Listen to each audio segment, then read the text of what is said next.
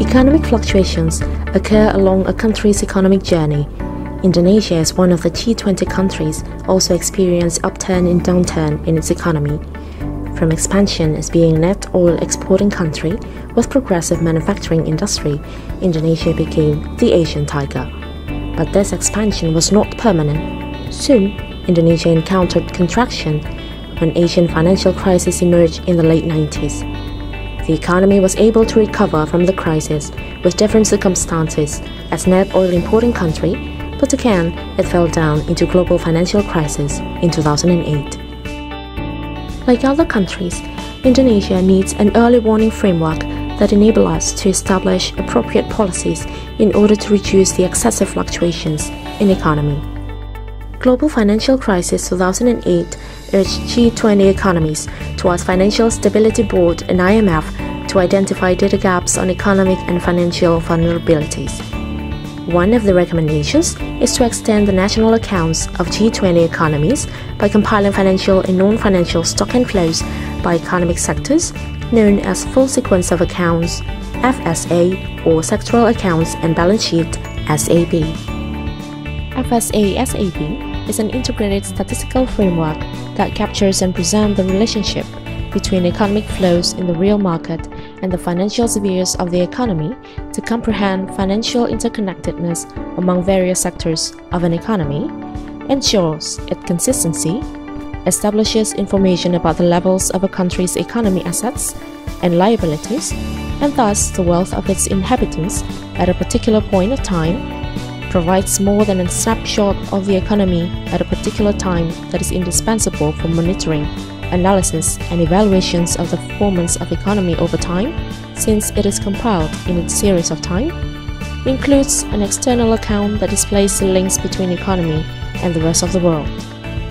As an integrated statistical framework, FSA is compiled based on SMA, System of National Accounts, an internationally agreed set of standard of recommendations on how to compile measures of economic activity in accordance with strict accounting conventions based on economic principles.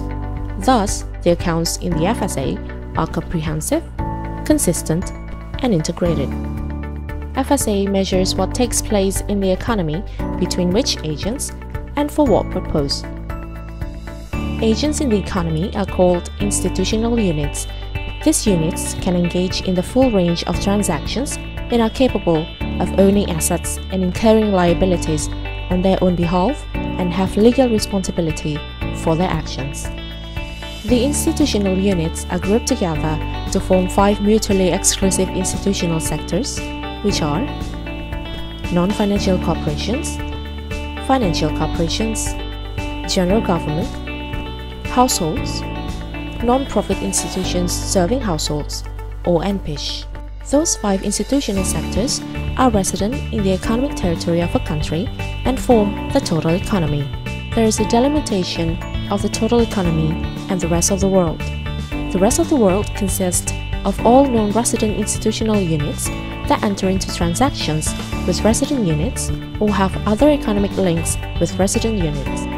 Institutional units fulfill various economic functions and undertake most of its economic actions by mutual agreement between them, called transactions.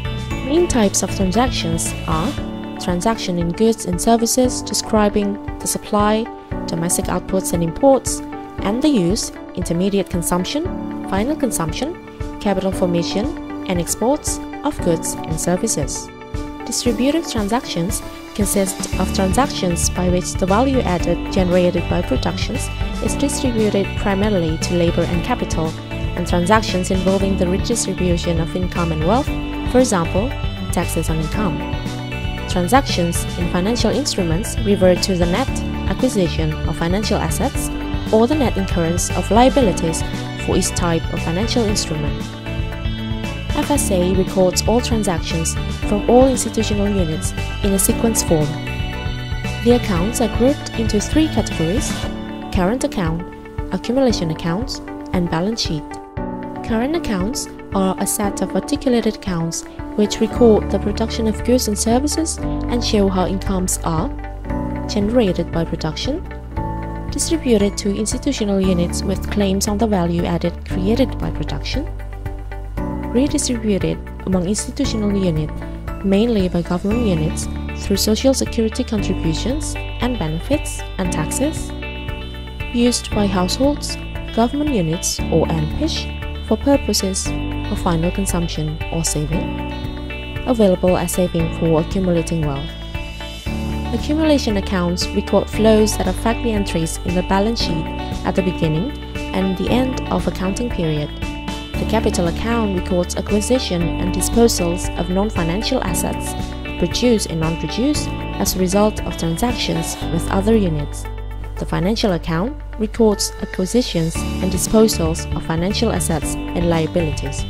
The balance sheet shows the values of the stock of assets and liabilities held by institutional units or sectors at the beginning and the end of an accounting period.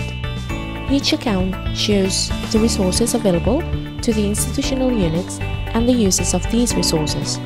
An account is balanced by introducing a balancing item defined residually as the difference between the total resources recorded on one side of the account and the total uses recorded on the other side. The balancing item from one account is carried forward as the first item in the following account on the opposite side, thereby making the set of accounts in an articulated whole. Where we stand, Indonesia is now struggling to finish the FSA debut. The 2010 estimate is treated as prototype and will be continued by speeding up compilation for 2011 up to the most recent data. The series will be launched in the second semester of 2017, parallel with the preparation for quarterly FSA SAB. Data from whom to whom are absolutely needed to enhance data quality and consistency by providing more cross-checking and balancing opportunities. By this way, Indonesia's FSA SAB can be used as an analytical tool to describe intersectoral linkages and to assess financial vulnerabilities and risks. It will allow us to answer questions: who is financing whom, in what amount, and with which type of financial instruments, permits us to trace who is paying or receiving dividend income, etc. We need to stick together, cooperate, and commit to take an important step in filling one of the most significant data gaps identified during the recent crisis by providing data in the framework from whom to whom basis to be incorporated in FSA by BPS and Bank of Indonesia. BPS, as the leader of compiling agencies, encourages data source agencies and users to comprehend concept and workflows of FSA SAB in order to be aware on how to benefit from FSA SAB. We do not expect the crisis, but we have to be prepared in case of crisis. Let's collaborate for a better Indonesia.